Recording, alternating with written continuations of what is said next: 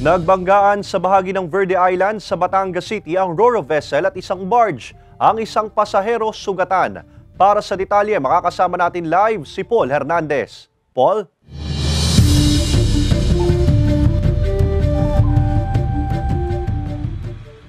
Tiniyak ng Philippine Coast Guard o PCG Southern Tagalog na walang ulat ng oil spill o pagtagas ng langis sa karagatan matapos ang insidente.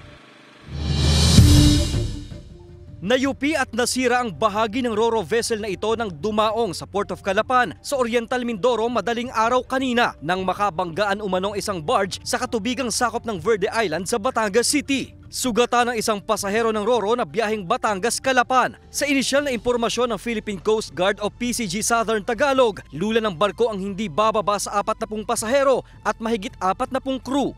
Meron siyang abrasion and laceration sa muka, no? And sinalubong natin siya immediately pagdikit ng barko. He was taken to a hospital sa coordination na rin natin sa CDRMO ng Calapan City.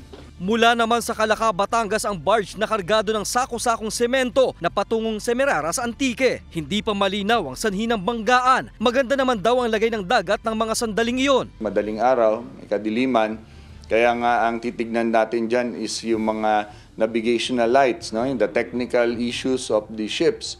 Kung meron bang kapabayaan or kung ano mga problema yung mga barko na yon. Walang naiulat na oil spill sa pangyayari. Parehong nakadaong sa Calapan ng sasakyang pandagat na sangkot sa insidente. Sinisikap makuhanan ng panig ng GMA Regional TV Balitang Southern Tagalog ang may-ari ng ro-ro at barge na sangkot sa banggaan. Wala pa ring pahayag ang marina tungkol dito. Sa official statement ng pamunuan ng ro-ro vessel, sinabi nila nga nakikipagtulungan sila sa investigasyon ng mga otoridad. Samantala, nag-issue na rin ng suspension order yung marina para sa kanilang safety certificate. Ace. Maraming salamat, Paul Hernandez.